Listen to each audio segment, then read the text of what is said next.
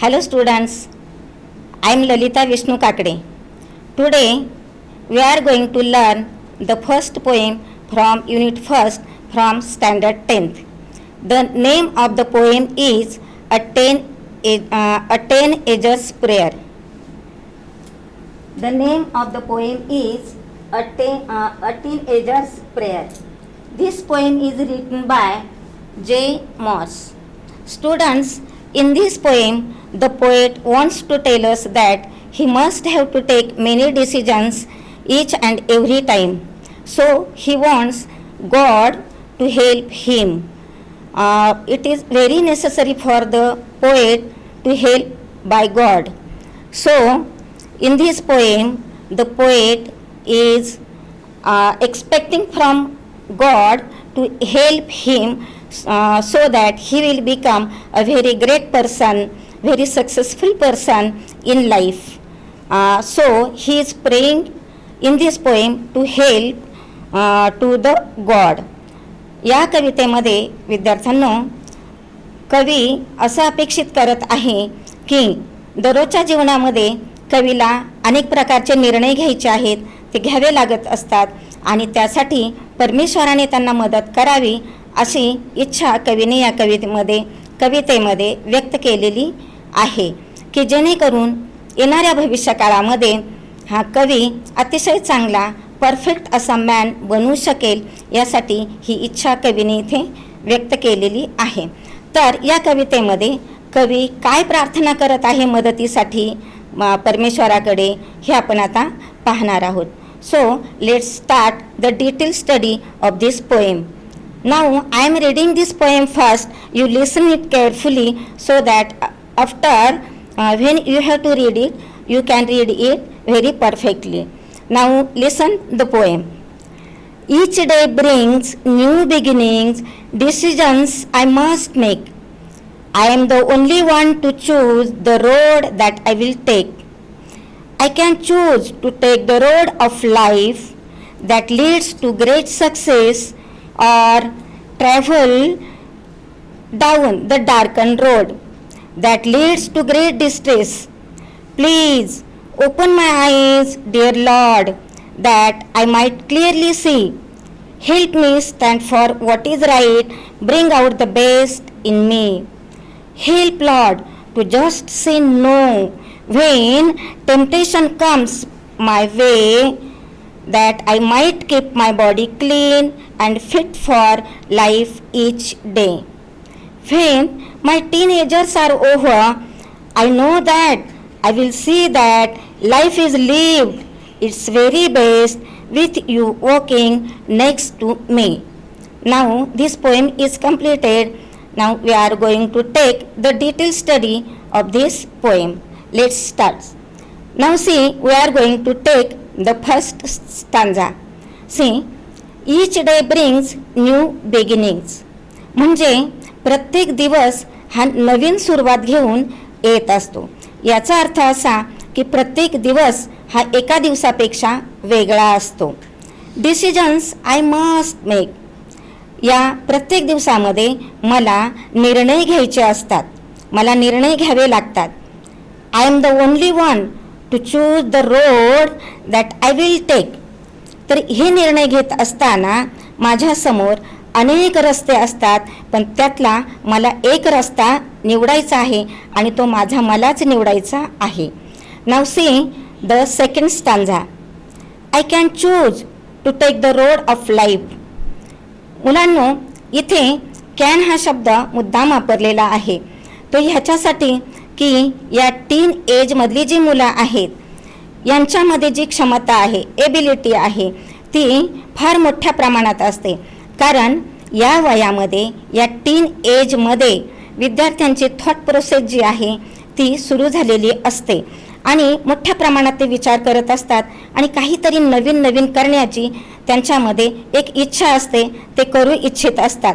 आणि म्हणून इथे हा जो टीन एजर आहे किंवा या कवितेचा स्पीकर जो आहे तो स्वतःच टीन एजमधला आहे, टीन एजर आहे. आणि म्हणून इथे हा टीनेजर किंवा हा कवी असं म्हणत आहे, I can choose, me choose करू शकतो. आता चूज करणं म्हणजे सिलेक्ट करणं, निवडणं. मी निवडू शकतो. म्हणजे ही क्षमता इथे आपल्या लक्षात येईल. काय निवडू शकतो? To take the road of life. म्हणजे पहा, साधे निर्णय नाही, तर मी माझ्या आयुष्याचा रस्ता, आयुष्याचा पाथ, आयुष्याचा वे मी निवडू शकतो. That leads to great success. की जो रस्ता यशाच्या वाटेने गेलेला आहे, असा रस्ता मी निवडू शकतो. आणि पुढे कवी म्हणतो की असाही मी एक दुसरा रस्ता निवडू शकतो, किंवा त्या रस्त्याने मी प्रवास करू शकतो. और ट्रॅव्हल डाऊन द डार्कन्ड रोड. किंवा मी या जगामध्ये दुसऱ्या रस्त्याने सुद्धा प्रवास करू शकतो, की जो दुसरा रस्ता हा डार्कन्ड आहे. तर मुलांनो, या कवितेमध्ये हा डिफिकल्ट वर्ड आहे. पहा, इथे तुम्ही पाहू शकता डार्कन्ड. डार्कन्डचा अर्थ होतो एव्हिल. आता एव्हिल म्हणजे काय? तर खराब किंवा वाईट असलेला. तर इथे कवी सांगतो की और travel down the darken road. दुसरा रस्ता जर मी निवडला जीवनामध्ये, तर तो रस्ता अतिशय एव्हिल, डार्कंड असेल. तर डार्कंड म्हणजेच आत्ता आपण पाहिल्याप्रमाणे डार्कंड म्हणजे खराब किंवा वाईट. तर तो रस्ता अतिशय वाईट असेल, खराब असेल, आणि तो रस्ता जीवनामध्ये मला कुठे घेऊन जाईल? तर that leads to great distress. Students, इथे सुद्धा आता आपल्याला डिस्ट्रेस हा डिफिकल्ट वर्ड या कवितेमध्ये आलेला आहे. तर डिस्ट्रेस म्हणजे काय? तर ग्रेट वरी किंवा स्ट्रेन. वरी म्हणजे चिंता, खूप चिंता, किंवा स्ट्रेन म्हणजे यातना. हा जो दुसरा रस्ता आहे, तो दुसरा रस्ता मला जीवनामध्ये यातनेमध्ये किंवा चिंतेकडे घेऊन जाणारा आहे. तर हे दोन रस्ते जीवनामध्ये माझ्यासमोर आहेत, आणि त्यातून मला एक निवडायचा आहे, तो मी निवडू शकतो. तिसरा स्टांजा आता आपण पाहूयात. यामध्ये म्हटलेलं आहे, please open my eyes dear lord. या कवितेमध्ये गॉड साठी लॉर्ड हा सिमिलर वर्ड वापरलेला आहे. लॉर्ड म्हणजे परमेश्वर, गॉड देव, परमेश्वर. तर परमेश्वराकडे कवी या कवितेमध्ये प्रार्थना करत आहे. काय प्रार्थना करत आहे? की हे परमेश्वरा, प्लीज. प्लीज म्हणजे कवीने इथे परमेश्वराकडे रिक्वेस्ट केलेली आहे. काय रिक्वेस्ट आहे? Open my eyes. हे गॉड, हे परमेश्वरा, माझे डोळे ओपन कर. तर मुलांनो, या ओळीमध्ये तुम्हाला एक अलंकार इथे पाहायला मिळणार आहे. तर अलंकाराला आपण फिगर ऑफ स्पीच म्हणतो. तर भाषेचा हा अलंकार आहे. तर हा जो अलंकार आहे तो आहे ॲपोस्ट्रॉफी अलंकार. तर ॲपोस्ट्रॉफी अलंकार कसा आहे तो आपण नंतर पाहूयात. पण हे जे वाक्य आहे हे ॲपोस्ट्रॉफी अलंकाराचं उदाहरण आहे, ते लक्षात ठेवा. तर परमेश्वराकडे कवी म्हणतो, हे परमेश्वरा, प्लीज ओपन माय आईज. माझे डोळे उघड डिअर लॉर्ड. आता डोळे उघडणं म्हणजे काय करणं? तर प्रत्यक्षात आपल्याला जे डोळे असतात ते क्लोज आहे ते ओपन करणं, असा याचा शब्दशः अर्थ घ्यायचा नाही आहे. तर डोळे जे आहेत, जी प्रत्यक्ष गोष्ट आपल्याला पाहायला मिळते, त्याचा आपण वेगळ्या अर्थाने अर्थ घेणं याला रूपक अलंकार असंही म्हणतात. तर इथे डोळे उघडणं याचा अर्थ असा की मला चांगली दृष्टी दे, योग्य दृष्टी दे, असं कवी इथे परमेश्वराला म्हणत आहे. हे परमेश्वरा, मला चांगली दृष्टी दे, माझे डोळे उघड म्हणजे योग्य दृष्टी दे. त्याच्यामुळे काय होईल? That I might clearly see. की मला जर योग्य दृष्टी तू दिलीस तर मी या जगाकडे योग्य दृष्टीने पाहू शकेल. म्हणजे काय योग्य काय अयोग्य हे मी पाहू शकेल. Help me stand for what is right. आणि म्हणून हे परमेश्वरा, तू मला मदत कर, जे योग्य आहे त्या बाजूने मला उभं राहण्यासाठी तू मला मदत कर. And brings out the best in me. आणि माझ्यामध्ये सर्वोत्तम जे आहे, जे चांगलं आहे, ते चांगल्या मार्गाने जाण्यासाठी ते माझ्यातलं तू बाहेर काढ आणि त्याचा मला वापर करून घेता येऊ देत. तर यासाठी तू मला मदत कर. Now students, we are going to learn the second last stanza from this poem. In this stanza also poet request God. Poet speaks to God, speaks with God. या कडव्यामध्ये देखील कवी गॉड बरोबर बोलत आहे, परमेश्वराबरोबर बोलत आहे आणि परमेश्वराला इथे रिक्वेस्ट विनंती करत आहे, help lord to just say no. हे परमेश्वरा, मला नाही म्हणण्यासाठी मला तू मदत कर.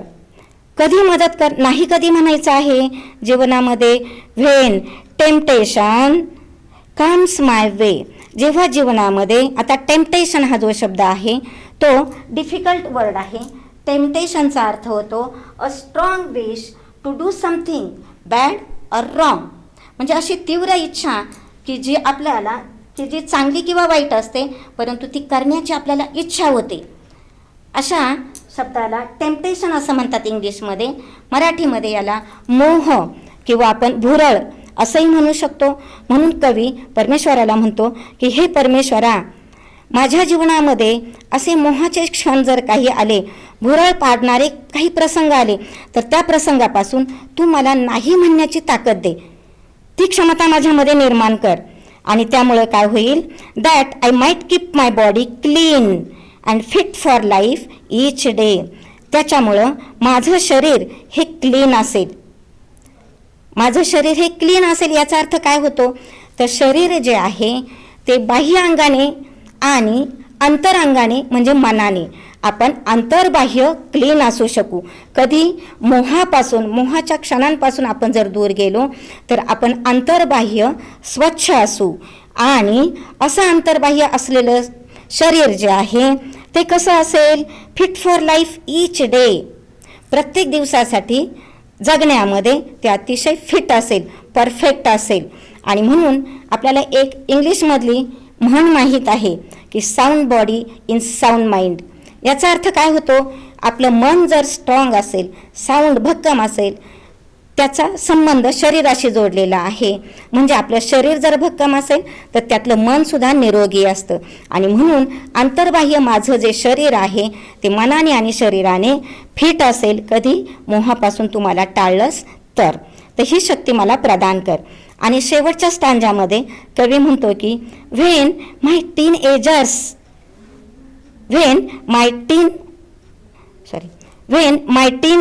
Age years are over. जेव्हा माझे या टीन एजचे, आता टीन एज म्हणजे काय? तर टीन एज म्हणजे 13 ते 19 वयोगटातील जो काही पार्ट आहे, वर्ष आहेत, याला म्हणतात टीन एज. तर हे माझं टीन एज जेव्हा पूर्ण होईल त्यावेळेला आय नो, मला माहीत आहे, दॅट की आय विल सी दॅट, मी हे असं बघू शकेल की that life is lived it's very best. की मी टीन एजमध्ये जे काही जीवन जगलो ते अतिशय बेस्ट आहे. ते जीवन अतिशय सुंदर आहे. मी ते जीवन कसं जगलो? With you walking next to me. आणि ते जीवन जगत असताना प्रत्येक वेळी हे परमेश्वरा, मी तुम्हाला पुढे ठेवलेलं आहे, तुम्हाला समोर ठेवून मी हे जीवन जगत आलेलो आहे आणि ते अतिशय बेस्ट होणार आहे इन फ्युचर, याची मला कल्पना आहे. तर विद्यार्थ्यांनो, ही कविता आपली इथे शिकवून पूर्ण झालेली आहे. पण आपण आता या कवितेवरचे जो स्वाध्याय एक्सरसाइज आहे तो आता आपण पाहणार आहोत. In short, ask always rhyming words. What are the rhyming words? या कवितेमधले रायमिंग वर्ड्स काय आहेत हे जर आपण पाहिले तर मेक, टेक ही रायमिंग पेअर या पहिल्या स्टांजामध्ये येते, पहिल्या कडव्यामध्ये येते.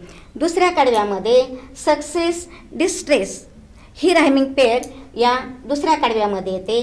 सी, मी ही रायमिंग पेअर थर्ड स्टांजामध्ये म्हणजे तिसऱ्या कडव्यामध्ये येते. आणि वे, डे ही रायमिंग पेअर जी आहे ती शेवटच्या कडव्यामध्ये येते. आता रायमिंग वर्ड्स म्हणजे काय? तर यमक जुळणारे शब्द, एका सुरातील शब्द. शब्द सेम नाहीत परंतु त्यातला सूर म्हणजे स्वर एकसारखा आहे, अशा शब्दांना आपण यमक जुळणारे शब्द म्हणतो. ते 4 शब्द या कवितेमध्ये आलेले आहेत. आता विद्यार्थ्यांनो, आपण पाहणार आहोत की या कवितेमध्ये आलेले फिगर ऑफ स्पीच. तर फिगर ऑफ स्पीच म्हणजे काय? तर इंग्लिशमध्ये फिगर ऑफ स्पीच याचा अर्थ मराठीत होतो अलंकार, भाषेचे अलंकार.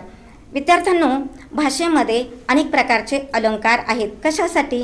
तर भाषा ही अतिशय सुंदर, प्रभावी व्हावी, आकर्षक व्हावी यासाठी भाषेमध्ये अलंकारांचा वापर केला जातो. खास करून कवितांमध्ये, गाण्यांमध्ये याचा वापर केला जातो. तर आपण या कवितेमध्ये पाहत आहोत की कोणत्या कोणत्या प्रकारचे अलंकार इथे आलेले आहेत. तर त्या अगोदर आपण हे पाहूयात की ज्या ज्या कविता इंग्रजीमध्ये आलेल्या आहेत 10वीच्या पुस्तकामध्ये, तर त्यामध्ये काही कवितांचे जे काय अलंकार आहे तो एकच अलंकार पूर्ण कवितेतील कडव्यांमध्ये वापरला जातो. तर काही कवितांच्या बाबतीत असं होतं की प्रत्येक कडवं जे आहे ते वेगवेगळ्या अलंकाराने आलेलं असतं किंवा विविध प्रकारचे अलंकार वेगवेगळ्या कडव्यामध्ये वापरलेले असतात. तर या कवितेचा जर आपण विचार केला तर त्यामध्ये 4 प्रकारचे अलंकार फिगर ऑफ स्पीच वापरलेले आहेत. तर पहिला जो अलंकार आहे तो आहे ॲपोस्ट्रॉफी, फिगर ऑफ स्पीच, ॲपोस्ट्रॉफी नावाचा अलंकार. तर याला मराठीमध्ये परोक्ष अलंकार असं म्हणतात. तर परोक्ष अलंकार म्हणजे काय, तर आपल्यासमोर अनेक प्रकारच्या व्यक्ती, वस्तू, पदार्थ हे आपल्याला माहीत आहेत. व्यक्ती, वस्तू, पदार्थ असतील किंवा काही काल्पनिक गोष्टी असतील किंवा परमेश्वर असेल, मूर्त अमूर्त अशा काही गोष्टी असतील, तर त्यांच्या गैरहजेरीमध्ये, त्यांच्या ॲब्सेंटीमध्ये आपण त्यांच्याशी डायरेक्ट संवाद साधतो, बोलतो. ते आपल्यासमोर नसतानासुद्धा आपण त्यांना उद्देशून बोलतो. अशा प्रकारच्या वाक्यांना परोक्ष अलंकार असं म्हणतात. तर विद्यार्थ्यांनो, या कवितेमध्ये हा जो परोक्ष अलंकाराचा प्रकार आलेला आहे, ॲपोस्ट्रॉफी नावाचा जो अलंकार आलेला आहे तो कुठे आलेला आहे तो आपण पाहूयात. तर तिसरा आणि चौथा जो स्टांजा आहे, कडवा आहे, या कडव्यामध्ये हा ॲपोस्ट्रॉफी नावाचा जो काही फिगर ऑफ स्पीच आहे, अलंकार आहे, तो इथे आलेला आहे. तर तिसऱ्या आणि चौथ्या कडव्यामध्ये आपल्याला तो पाहायला मिळेल. त्यानंतर इथे तिसऱ्या आणि चौथ्या कडव्यामध्ये काय आहे, तर या अलंकाराचं उदाहरण जर आपण विचारात घेतलं तर इथे कवी देवाला उद्देशून, परमेश्वराला, भगवंतांना उद्देशून म्हणतो, प्लीज ओपन माय आईज, हे परमेश्वरा माझे डोळे उघड. जसं की परमेश्वर जणू काही समोर आहे आणि ते बोलत आहेत, परंतु प्रत्यक्षात परमेश्वर समोर नाही आहेत, परंतु ते उद्देशून बोललेलं आहे आणि म्हणून याला ॲपोस्ट्रॉफी अलंकार म्हटलेला आहे. आणि चौथ्या कडव्यामध्ये देखील कवी परमेश्वराशीच बोलत आहे, help lord to just say no, हे परमेश्वरा मला फक्त नाही म्हणण्याची क्षमता माझ्यामध्ये निर्माण कर. तर हे सुद्धा परमेश्वर समोर नाही आहे तरीसुद्धा परमेश्वराला उद्देशून हे वाक्य बोललेलं आहे आणि म्हणून हा परोक्ष अलंकाराचा प्रकार आपण या 2 कडव्यांमधल्या ओळींमध्ये पाहू शकतो. त्यानंतर दुसरा जो अलंकाराचा प्रकार आहे, फिगर ऑफ स्पीच आहे, तो आहे इन्व्हर्शन. तर इन्व्हर्शन याचा अर्थ होतो व्युत्क्रम अलंकार मराठीमध्ये.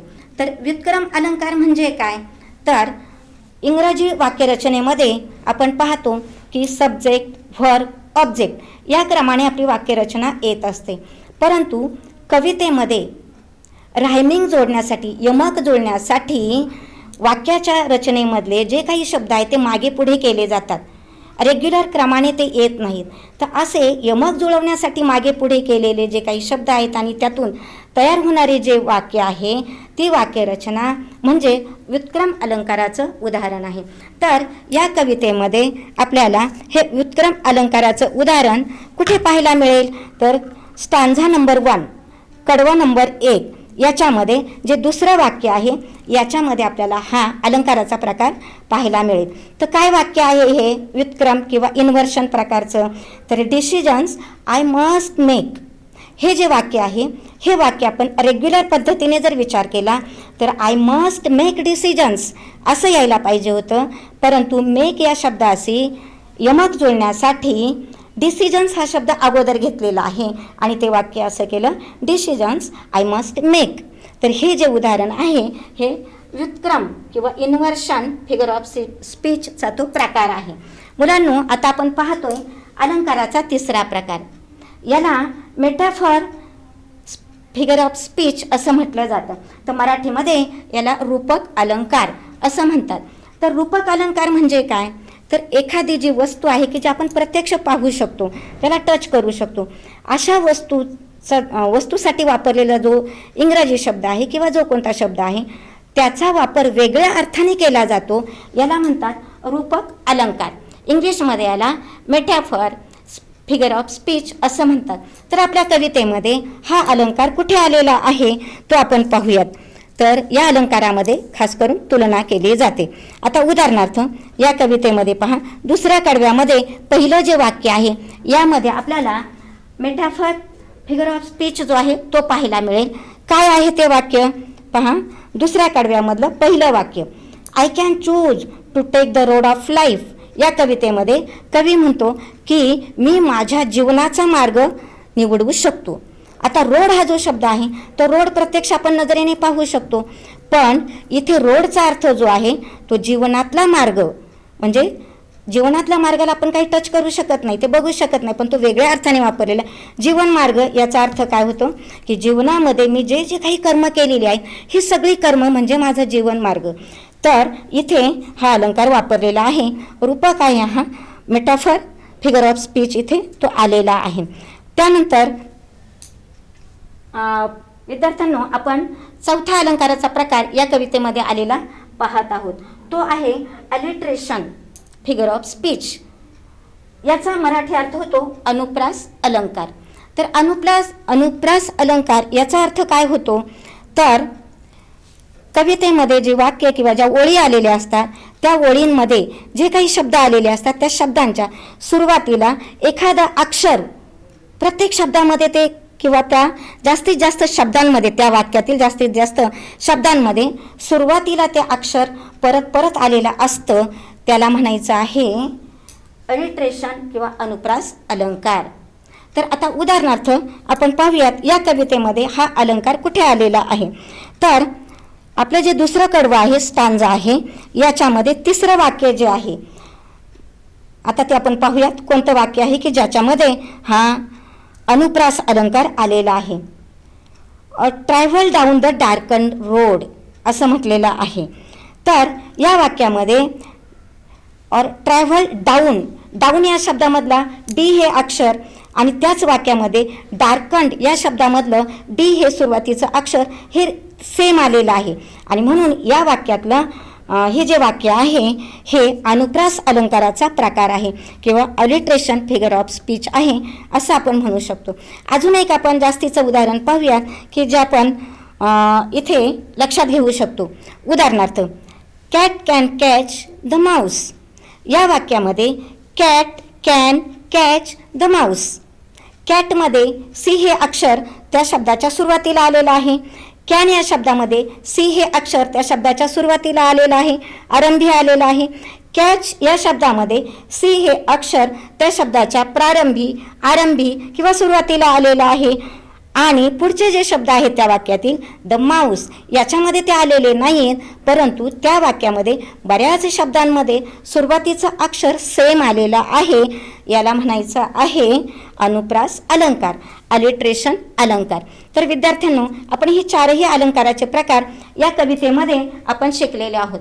आपण इच्छा करूयात की तुम्हाला ही कविता नक्की कळलेली असेल. याच्यातील स्वाध्याय, याच्यातील जे काही भाग आहेत व्याकरणामध्ये आपण घेऊ शकतो किंवा अलंकारांमध्ये याचा विचार केला जाऊ शकतो.